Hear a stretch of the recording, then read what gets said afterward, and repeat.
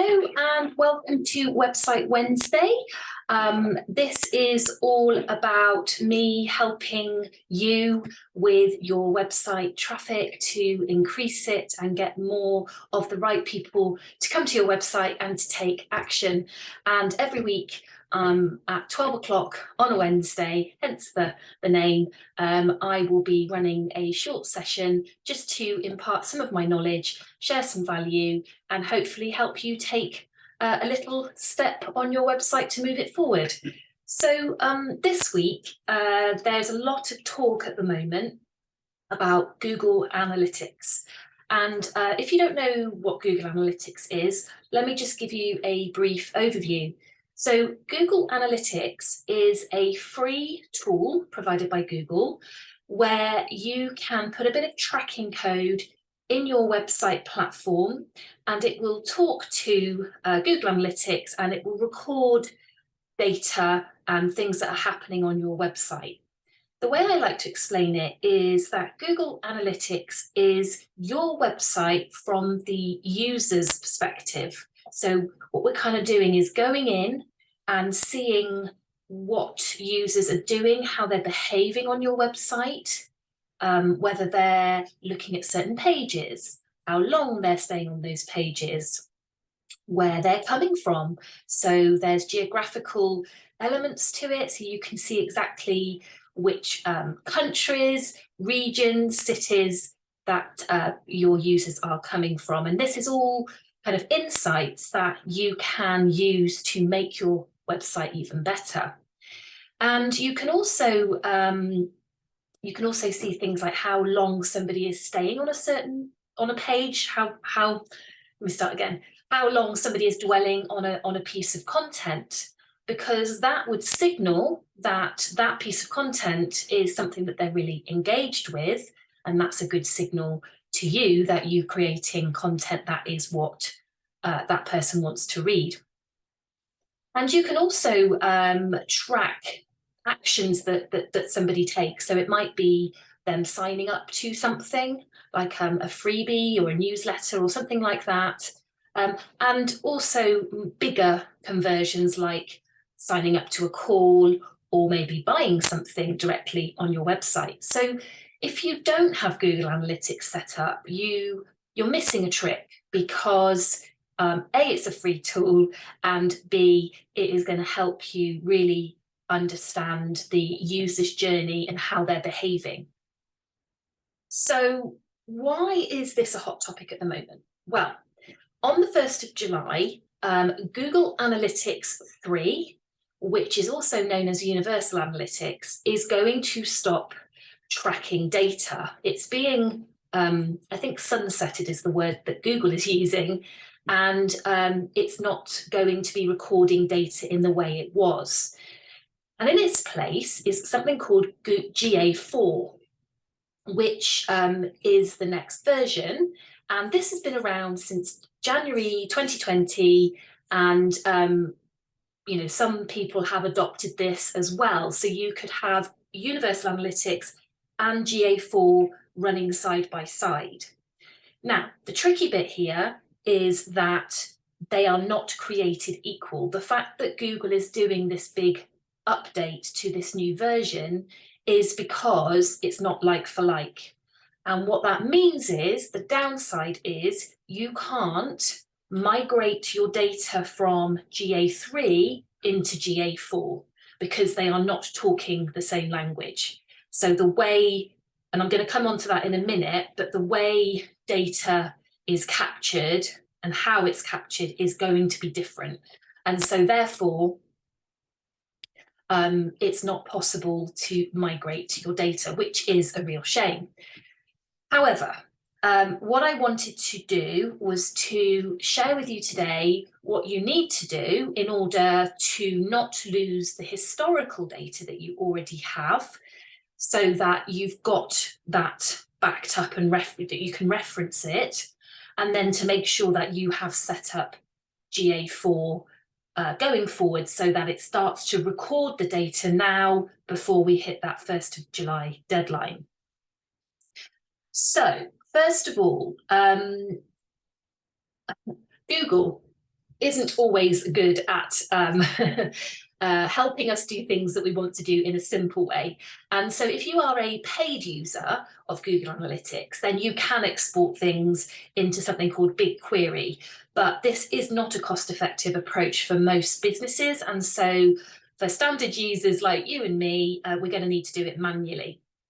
And what I'm going to make sure I do is drop some links with the replay of this so that you can go and take action, and also some useful articles that will help. So you can go and take action and make sure that you're exporting your data properly. And I'm more than happy to do a quick summary on what you would do. So before I do that, I want to talk about the new version. So what you need to know is that there are 4 kind of key areas that are the sort of benefits of this new version. And I want to try and explain it in a simple way, because often with SEO and with Google and with all these tools, it can be quite tricky to understand. So hopefully, and you give me some feedback on this, hopefully I can explain this in an easier to understand way. So one of the benefits of the new version of Google Analytics, GA4, is that it's going to give us a better understanding of user behavior. So if you imagine we want to know more about what the users are doing on our website. So with the current version, it's kind of more around sessions, and it's quite general data, whereas with the new one, it's going to be more specific. So we can actually see and set up things that we want to capture. So imagine you have a camera on that person visiting your website, and you're watching and tracking and monitoring what they're doing in detail. So where they're going, what they're clicking, and we're capturing that data so that then we can take that intelligence and put it back into our marketing to make sure that we are serving the right user experience. So yeah, it's more detailed at capturing the footfall, shall we say. And that is going to only be a positive thing. The second benefit is that it will have improved tracking across devices. Now, we live in a world where we have multiple devices, and you might be looking on your phone 1 minute, you might be on your laptop at a second, next half an hour, and then you could be on your desktop. Now, whilst the behavior may vary on the different devices, because maybe the interface and how we use that website will be different, because it's a kind of slightly different experience.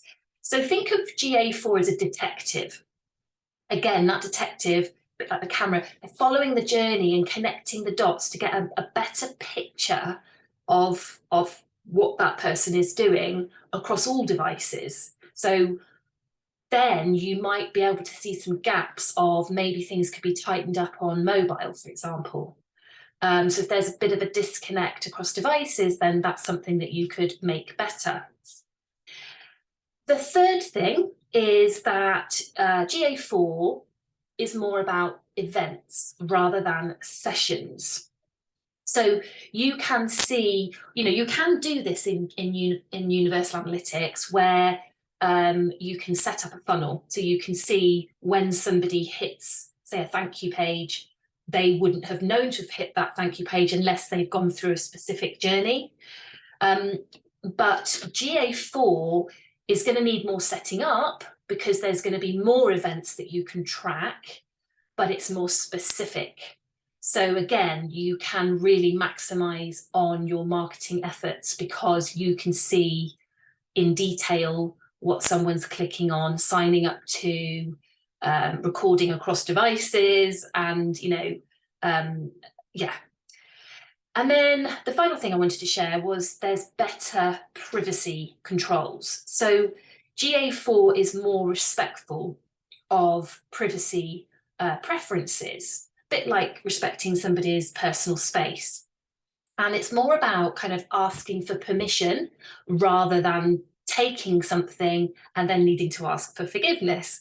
And what this does is it helps to build trust with your audience. So one of the major reasons GA3 is being sunsetted is because it uses third-party cookies as well as first-party cookies. Now, first-party cookies is what your website is. That is your data. That is you being allowed to take that data for your benefit because somebody has come on your website and wants to look at what you have to offer. Third-party cookies are not so good because that is the ability for third parties to be able to track what is going on your website so that they can serve up adverts and things that you might be interested in. But from a privacy point of view, this isn't great. And that's why this is being tightened up. So it's really important that you understand the difference, but it's only a good thing. So whilst Google Analytics 4, it feels a little bit, I'm going to be honest, I'm learning as I go because it is a very new interface. But it's like all things. Once you do this a little bit and you learn more, then it all kind of makes sense. And so I'm quite excited about it because I think you're going to find there is a lot more ways of using how people are coming onto your website to your advantage. So I guess the question is, do you have Google Analytics 3 set up already? If you don't have it set up, then I will drop a link for you to go and set up the new version because there's no point in setting up GA3. I will include that link. It is, sorry, I haven't got the link to hand, but I'll make sure I include it in the show notes. And then if you have got UA3 set up, then you also need to make sure you get the new version set up now so it can start tracking that data. So that come the 1st of July, you've already got this in motion and you've already collected a good month's worth of data. Now, I referred earlier to the fact that it's not possible to migrate universal GA3 to GA4 because they're not like for like, it's apples and pears. So the only thing we can do is to export the historical data so that you have it to hand. And I'm just going to show you one report and then you can go away and do that for each of the things that you want to capture. So let me go over to analytics here. Bear with me. Oh, I seem to have closed it now.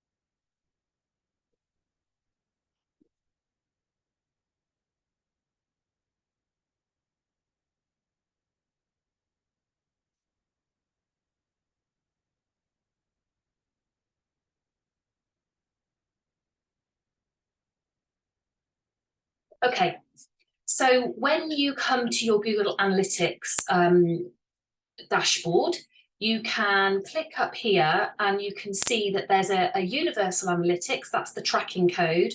And then there's this one, GA4, which has a different tracking code.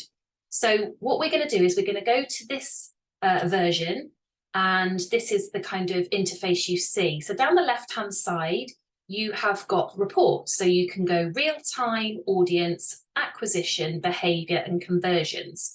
So what you would do is if you wanted to, for example, capture an overview of your audience, and you could go into even deeper, you know, demographics, interest, geographics, behavior, which I would encourage you to do. So for example, let's go into audience behavior, and let's go to engagement. And what you're going to want to do is you're going to want to change your date range to include however long you've had this set up. No, I don't want that one. I'm going back here. No, I don't want that one. I'm going to go back to overview. So you can simply change your date range, and then up here you'll see that you've got an export option, and then you can export it as a Google Sheet, an XLX, a CSV, or a PDF. I would say probably a Google Sheet is better because then it's in actual data, but you would need to go through each and every report that you want to save and export it like that. And then going back here, you're going to want to set up your GA4 property, which I will send you a link for, and get that working, get the tracking code onto your website so that it can start to capture that data.